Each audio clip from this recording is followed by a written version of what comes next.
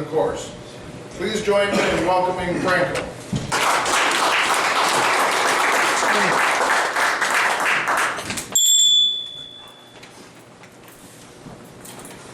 Thank you very much.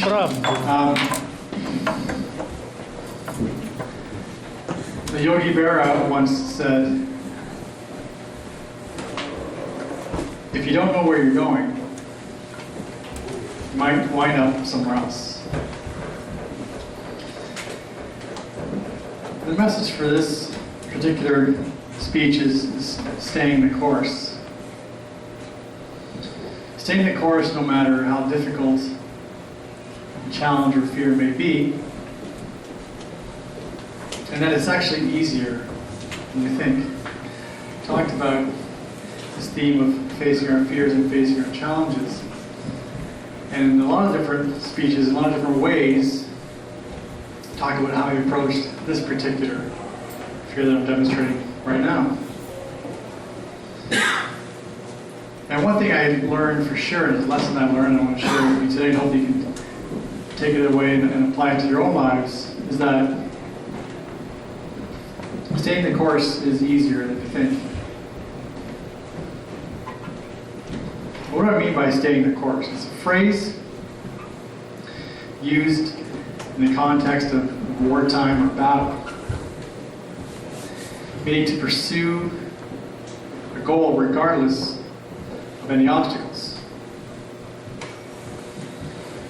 As I mentioned, the theme for the event today is facing one's fears and challenges, and that staying on course can make all the difference in taking on a challenge or achieving a goal.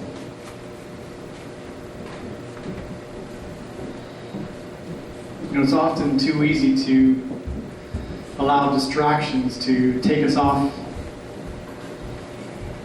our course, off our goals. And for me, it was a matter of focusing on three main principles.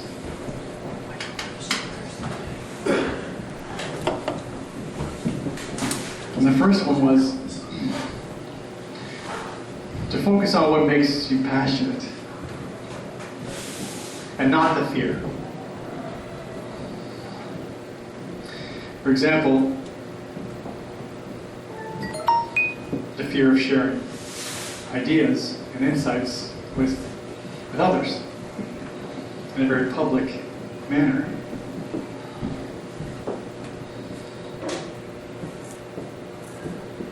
Sharing it with others, sharing your passion, sharing that with others,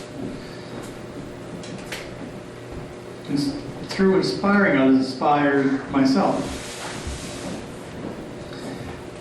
For example, I remember being here some time ago and receiving positive feedback from the club to participate in this event, and that only fueled my desire to continue forward and staying on course. So I thank you for that.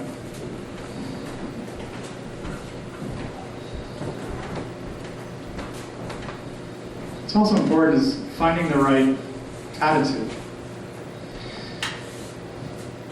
Finding the right way we work, finding the right balance to stay on course.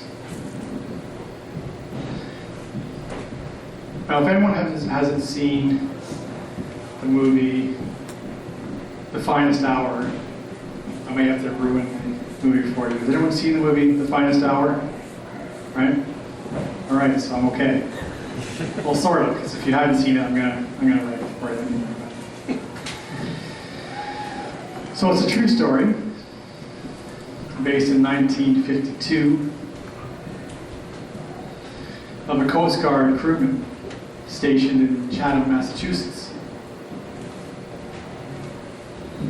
And Bernie was 100% about duty, 100% about staying on course and doing his duty as an officer.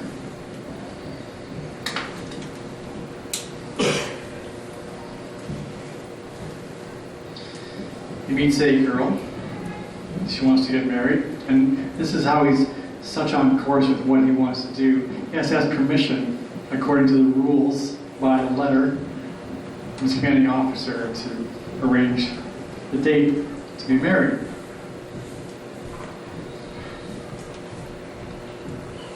Around the same time, there's a nor'easter that hits the coast. And he's off the coast. There's a abandoned, or not abandoned, sorry, a stranded oil tanker. Actually cut in half. And he was ordered to go and rescue the stranded crew members of the ship.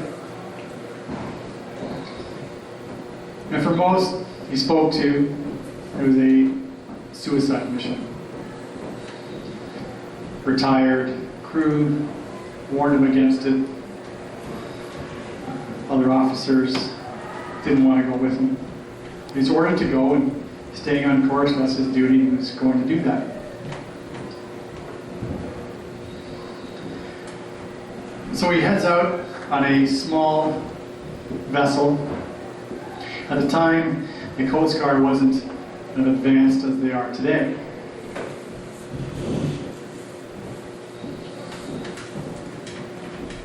And even along the way, he's heading out into the storm. He's still getting requests from his crew members to turn around, to give up.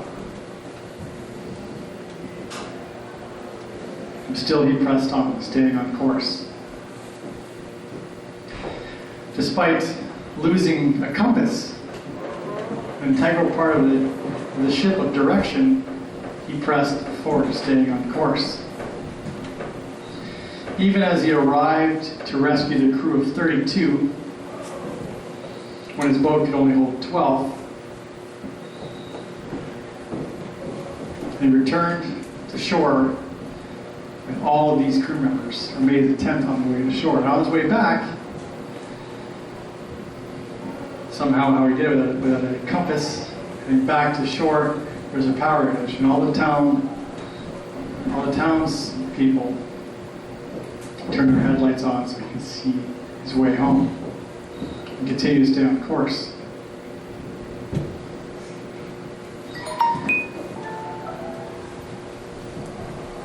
And there's a couple lessons that I took away from this film.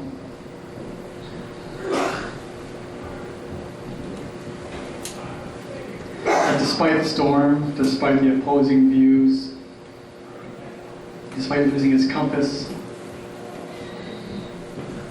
he didn't lose his focus on his goal.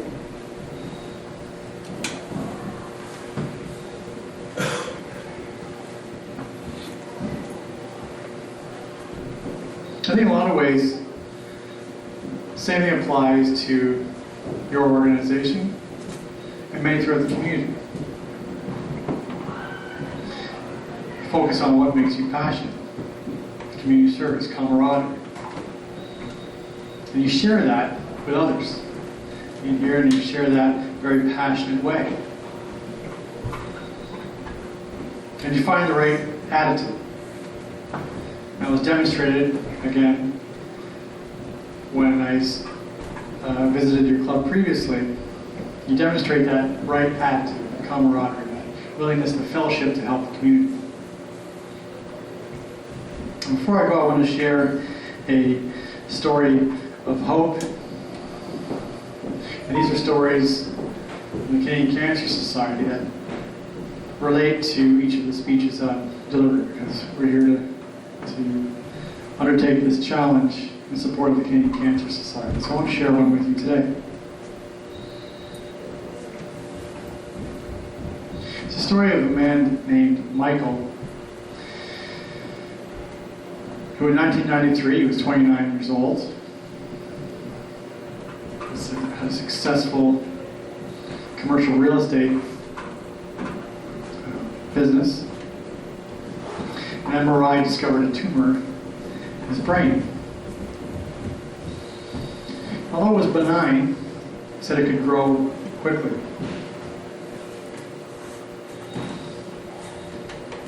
He told with radiation, could probably have a year to live.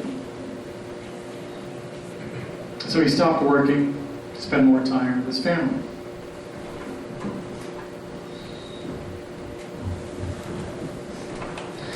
And he, as he said, bought into what the doctors told him. And later on, he had met with a psychologist that said, you have two choices. You can act as if you're going to die, or you can act as if you're going to live.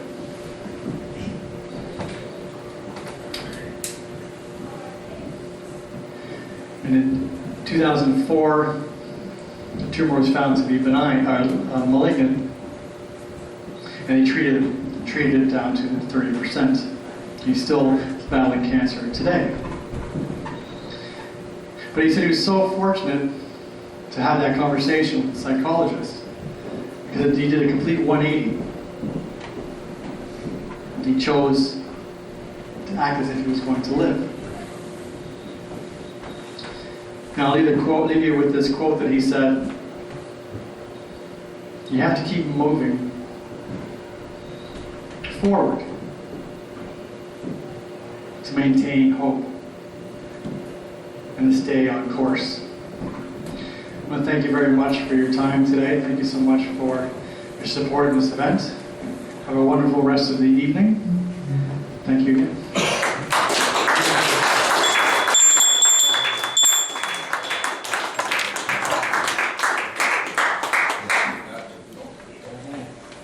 Don't move. No, thank you. Could have stayed a bit longer. Could have stayed a little bit longer. Yeah, it's just one. Yeah.